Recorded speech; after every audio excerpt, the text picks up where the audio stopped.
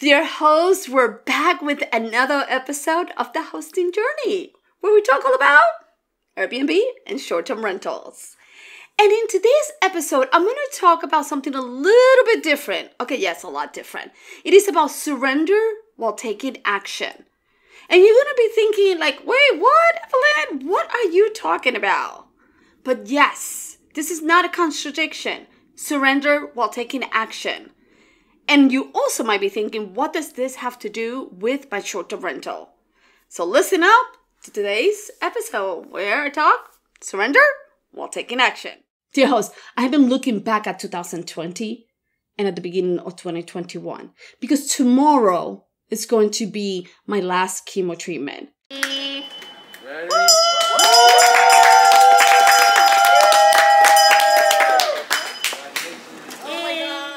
No, it does not mean my last thing I gotta do for cancer because there's still surgery, radiation, and maybe more chemo. There's a lot more stuff going on, but it is the last treatment, 16 of them, and been doing them since February. So for me, it's a time of reflection.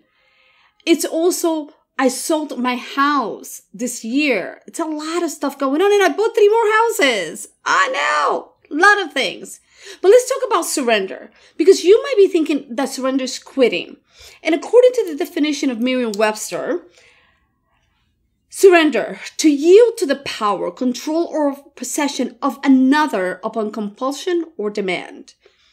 Or maybe you might be thinking of this other definition.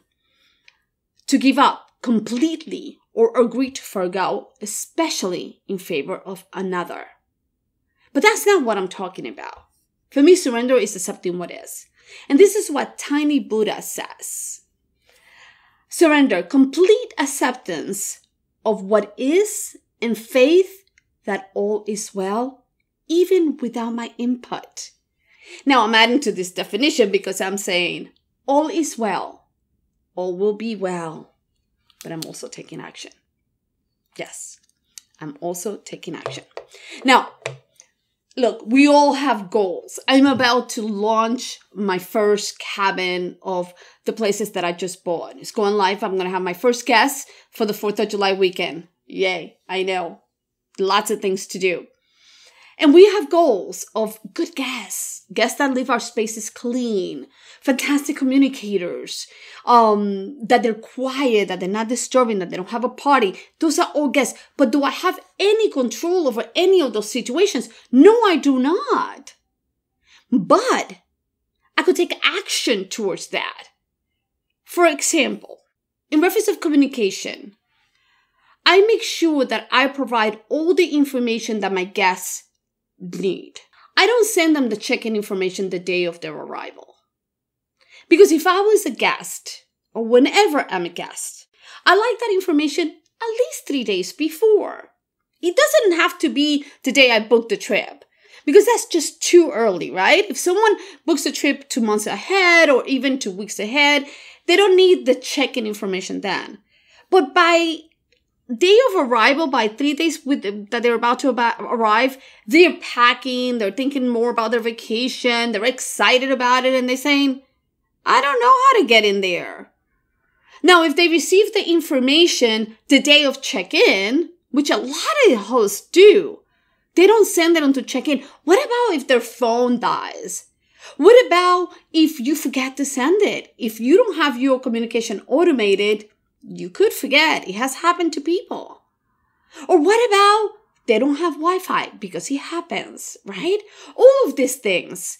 If you have special information for them to check in, like smart locks or lockbox codes, anything that they need, it is good for you to send that earlier. Just a couple of days. I'm not talking about from the beginning. Now, that you providing good communication for your guests does not mean that your guest is going to communicate well with you. But you've done your part. Look, my cousin is about to go and travel, and she has not received anything from her host. Not even a thank you for booking. Not even thank you for this reservation, or what to expect. And I don't want you to bombard your guests because they get overwhelmed. They already get a lot of messages from Airbnb or, the different sites. But you need to have a strategy of communication so that if they have any questions, you already have answered them or you have the answer at your fingertips. Questions like, how do I get to your house from the airport? Or is there anything that I need to know? Are there step-by-step instructions that I need? Will the GPS work? Because there are times that the GPS does not work. It happened to us. It has happened. So you surrender that your guests might not communicate well with you, but you have done your part. You take action so that if it is a good communicator, they are right there answering your questions and being there for you. Now, what about them contacting you 20 times and, interrupting you? How do you take action and how do you surrender? Now, you surrender that your guest is staying at your space and that they're going to have questions.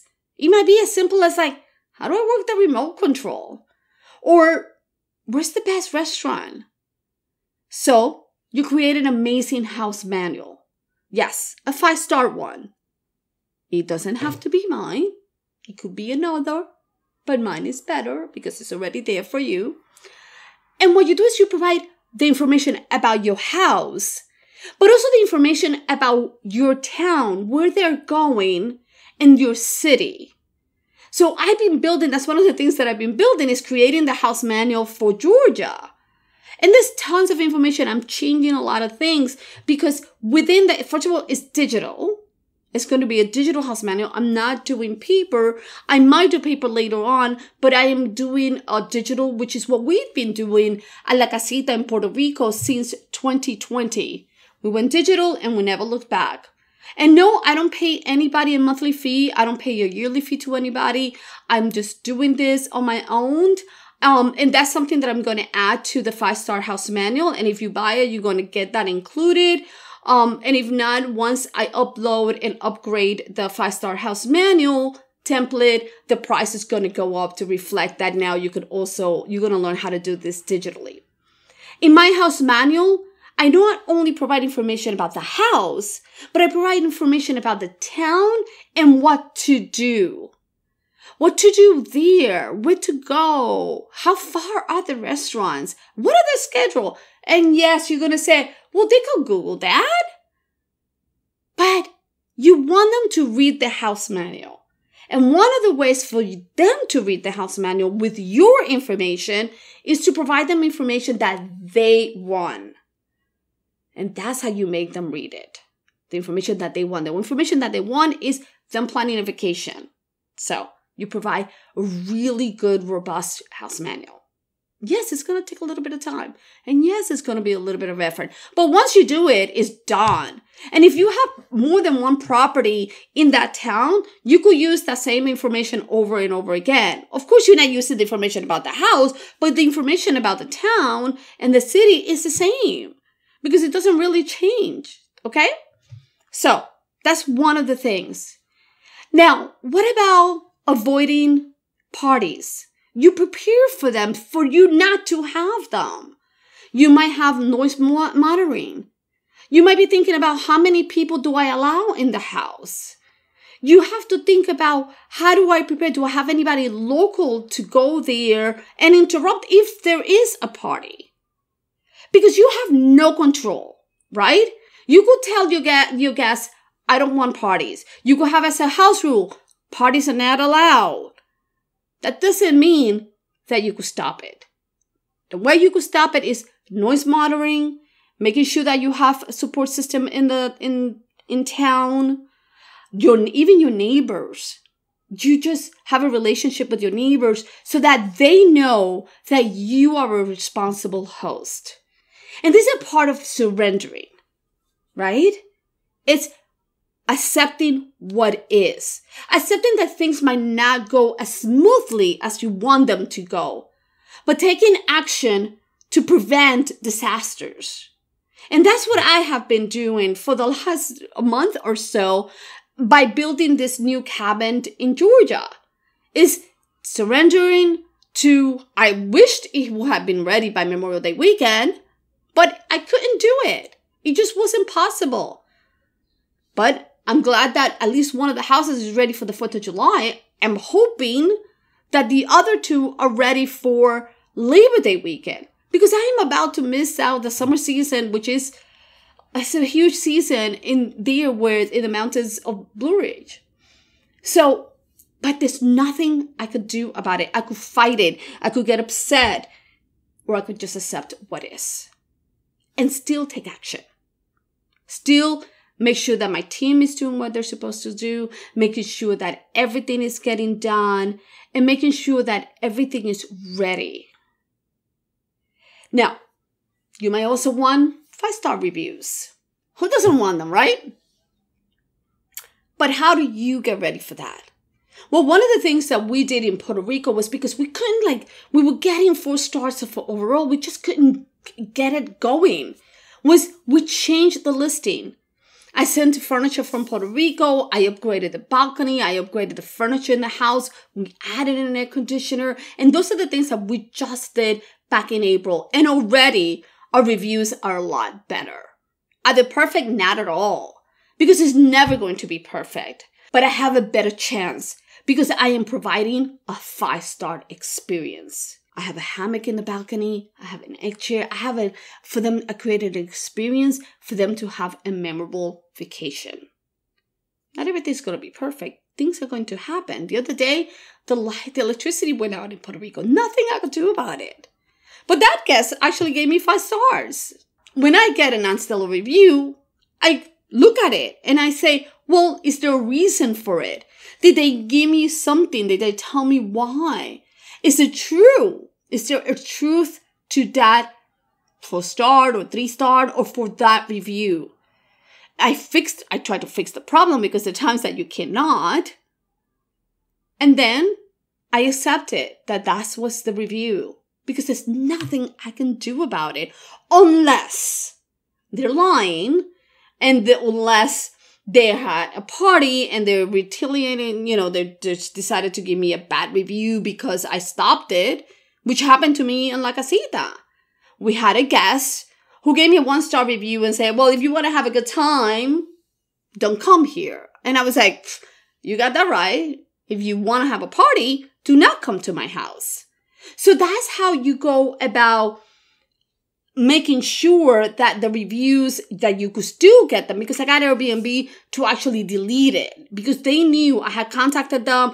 They were part of me stopping them from having a party and everything else. And they knew that review was them just being upset because I didn't want them to have a party. Okay? But there's other reviews that I have that there's nothing I could do. It's just their experience. Like Airbnb likes to say, it's their experience. You have to accept it. So now, what I want you to think about is how do you go about surrendering? And one of the reasons that I want you to think about is why do you want to control the situation? Why? Is it fear? Is it wanting to control what is, which we have no control over anything? The only thing we could control is our thoughts and how we react to a situation. You could either decide to fight it, to be upset, to think about it, to just do all the things. But the situation is the situation. That bad review is still there. Or you might thinking it's oh, do I answer it? Well, always remember, answering a review is for your future guest. That's who's going to read it, not the past guest. Okay? Am I accepting that there was a party? I'm accepting that there was a party, but how do I fix it so that there's not a party again? What is it that I could do? So it's accepting the situation that is right now, but you still take the steps and the actions to where you want to go. What is it that you want to do? And look, it has been a year for me. I had to accept so many things this year. I'm in New York. My boyfriend is in Puerto Rico. We haven't seen each other since December. I had to accept it. My hair fell off. My nails have fallen off. I have no eyebrows. I have no eyelashes. I had to accept it. I could afford it. I could have got upset. I could have been like all of the things. Or just accept that this is where I'm at right now. But I'm still taking action. Every time, I went to the podiatrist, I made sure that everything was fine. I make sure that I follow my doctor's orders. I make sure that I am doing what I can do on this situation. If you like this episode, please first like and subscribe and get notified. And listen up to the next hosting journey.